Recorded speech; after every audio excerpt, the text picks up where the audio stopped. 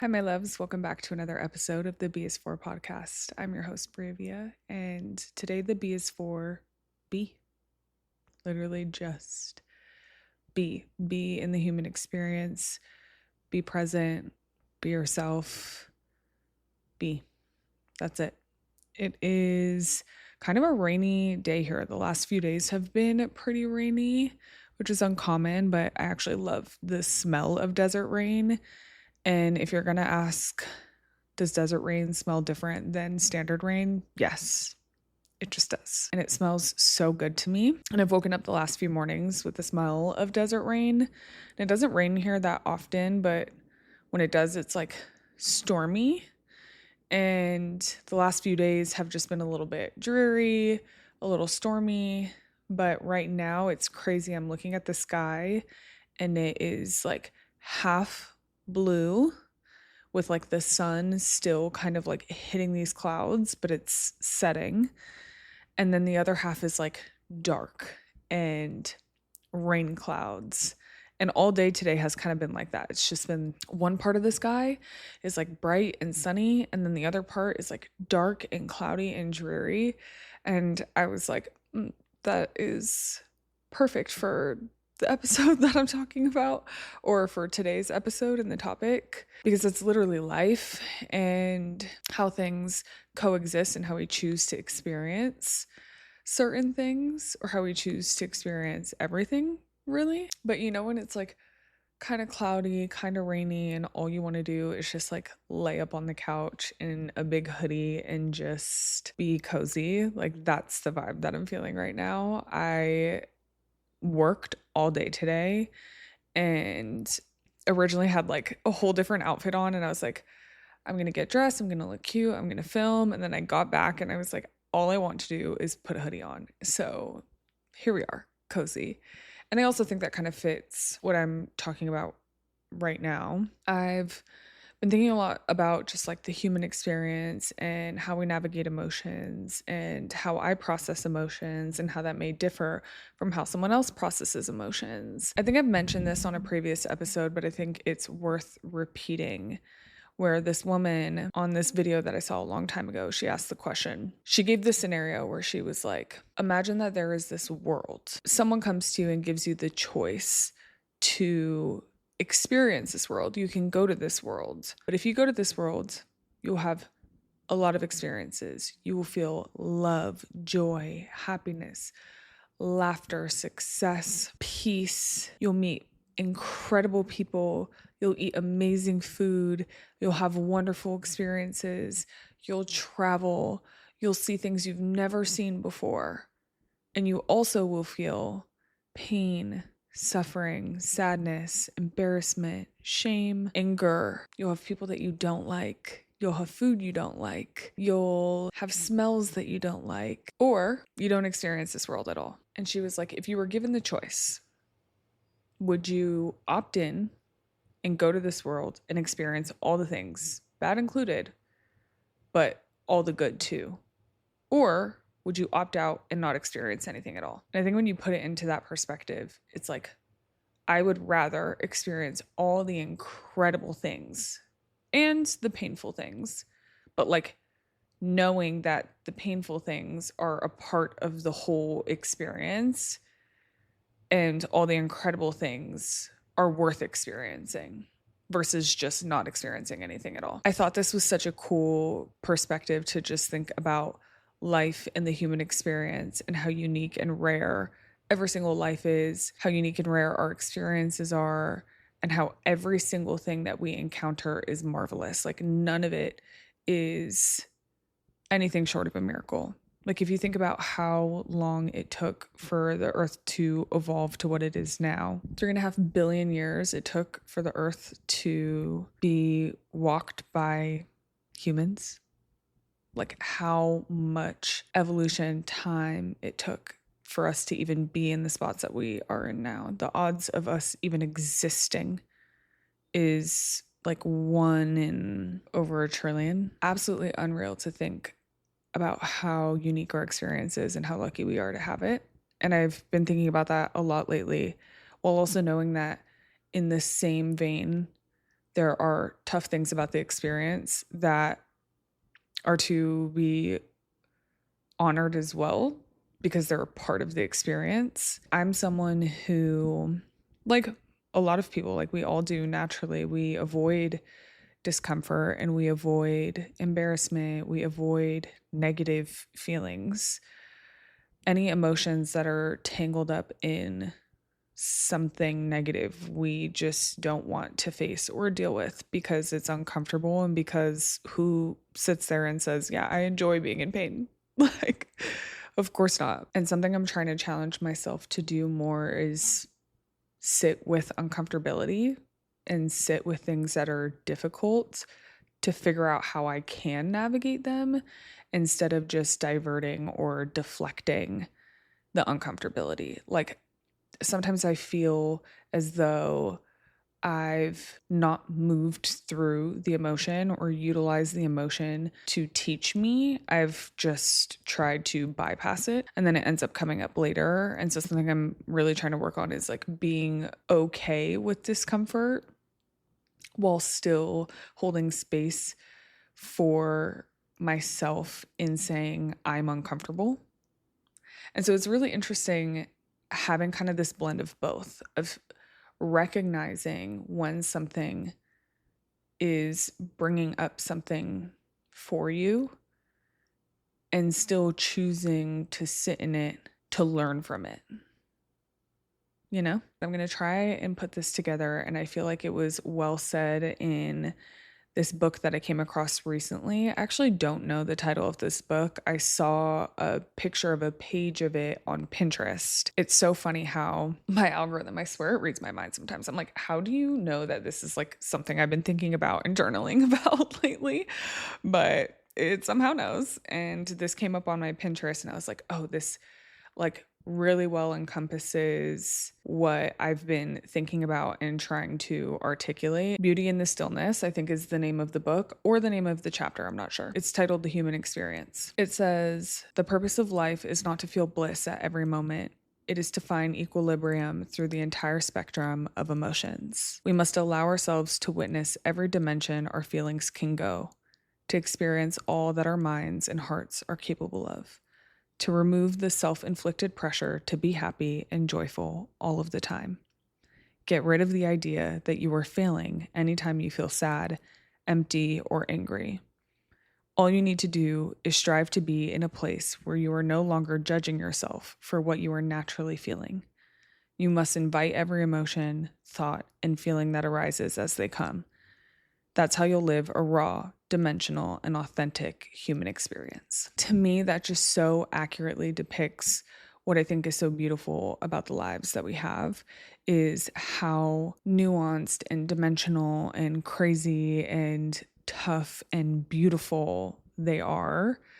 And oftentimes I feel like I try to move through emotions that make me uncomfortable because I'm judging myself for feeling them. And I shame myself for feeling angry or sad or empty, like it said. And I thought that true peace was to feel these emotions and know how to regulate them and get through them and like not feel them. And that's just not the case. It's feeling them and then using them to inform you on how to act. And I recently was having a conversation about stoicism, because I feel like a lot of people reference stoicism now. There's like kind of a rebirth, and I'm seeing it especially amongst men. And my boyfriend and I were talking about it. My brother referenced it recently. I have a few men in my life, like friends, who have brought up stoicism. And I feel like there's a little bit of a misconception in what stoicism actually is and what the teaching is because of just how it's been depicted on social media, or it's been viewed or misinterpreted as, oh, an emotion comes up for you, look at the emotion, apply logic to the emotion as to like why you may experience it, and then diverting from it and focusing more on like the reality. I think that's a little bit misleading in what stoicism actually is. And so this is a bit more of a complex topic. It's obviously philosophy, ancient philosophy. It's very old and not something that I can fully break down in detail right now. But main points that I kind of want to highlight that I think are important is like the misinterpretation of it is, all right, I'm feeling this emotion. I recognize I'm feeling this emotion, knowing that this emotion is not me. Therefore, I take action not out of emotion, but out of logic. I think we always should pause before we take action and not act out of emotion. And I think that's actually a part of Stoic teachings, but there's like a component that's missing. And I think it's important to think through. So, like, if an emotion comes up for you, like you're feeling angry, you're feeling jealous, you're feeling sad, and you look at the emotion and you're like, why am I feeling this way? Right? On top of why are you feeling this way, you're kind of attaching a story to the emotion. What I've learned is instead of judging myself for having the emotion, I'm trying to slow down and say, what story am I attaching to the emotion? And this is just an example. This is not happening in my life. Like, everything is good. But let's say I were to be feeling upset because my boyfriend did not show me as much affection today. Boom.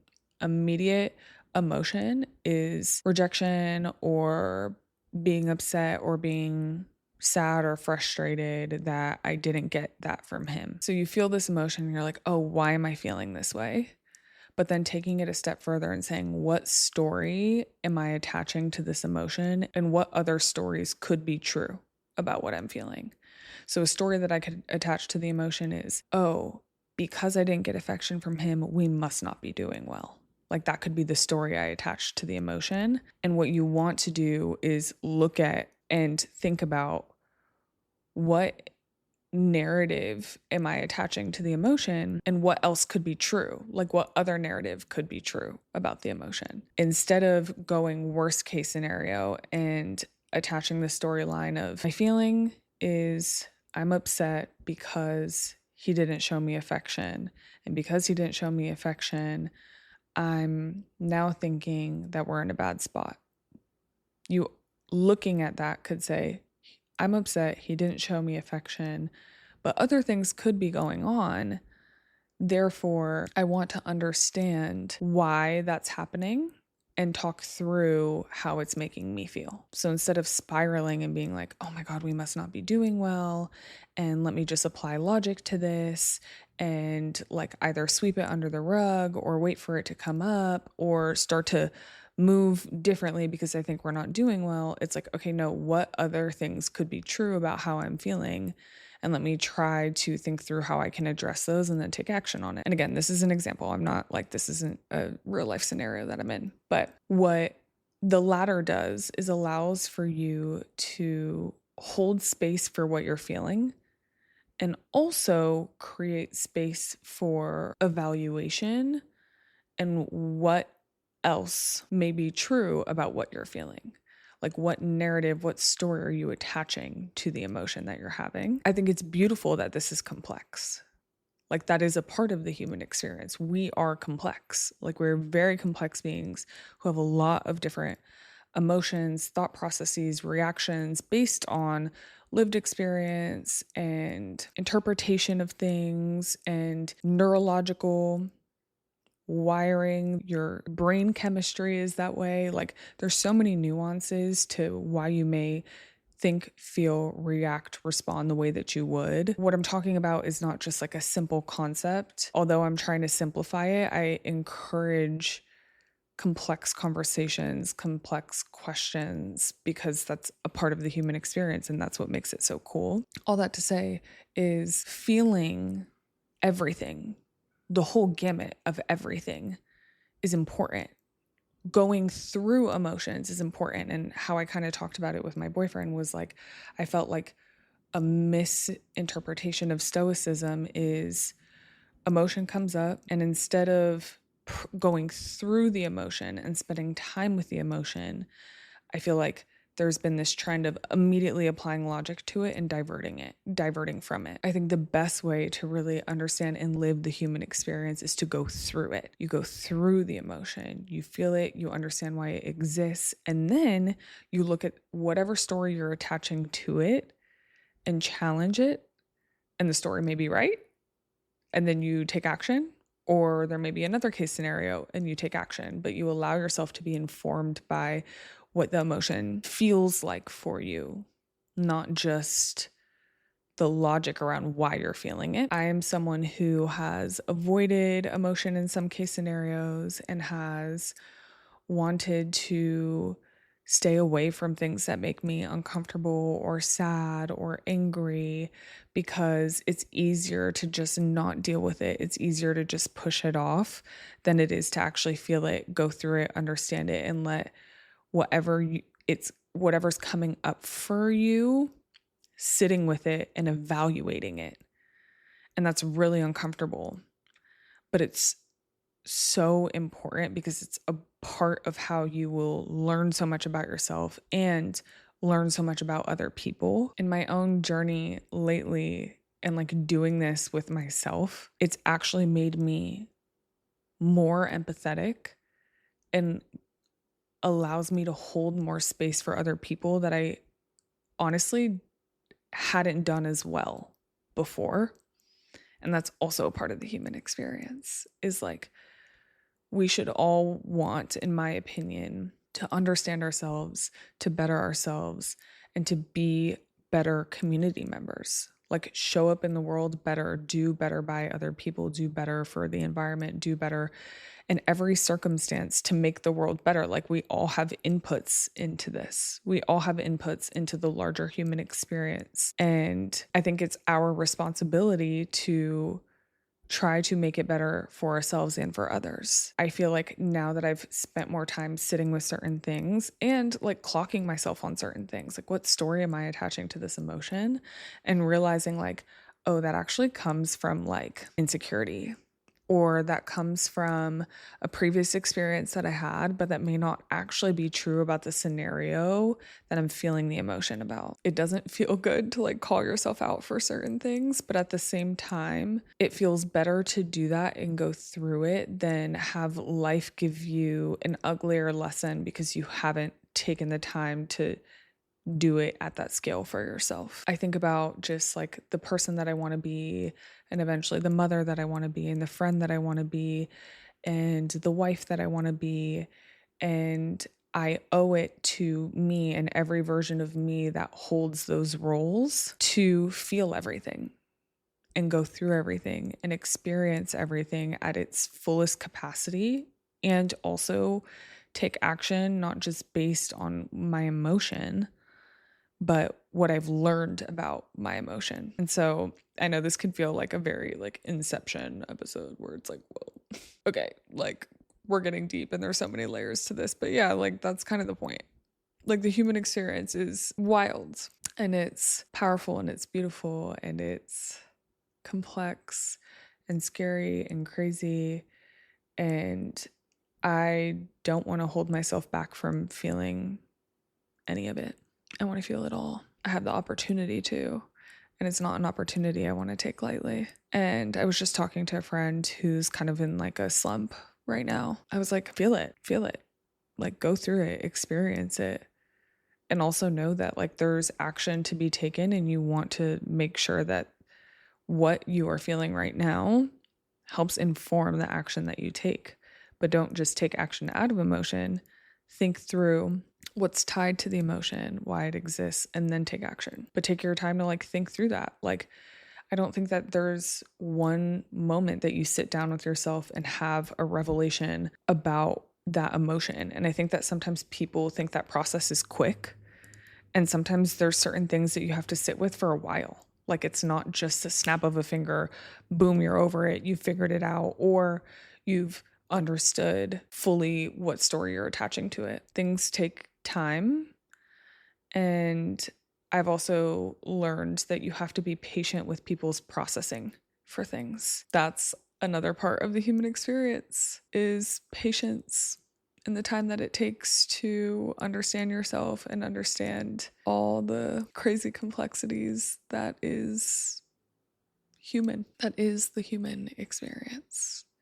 How dope is it to have it? This is just what I've been thinking about lately. And I thought today's weather was so fitting because I was like, oh, there's light and darkness. Like both are happening simultaneously. And You can like feel things, but understand that what you feel about them isn't fully your reality, and hold space for both. And I think we have examples of that literally around us all the time. Today's weather being a perfect example. Like, there's always just going to be this blend. And I think telling yourself that everything is positive or joyful all the time, happy all the time, is lying to yourself and doing yourself a disservice of like the whole human experience. I think it's so powerful to find joy in all circumstances. I think it's powerful to find silver linings. We absolutely should.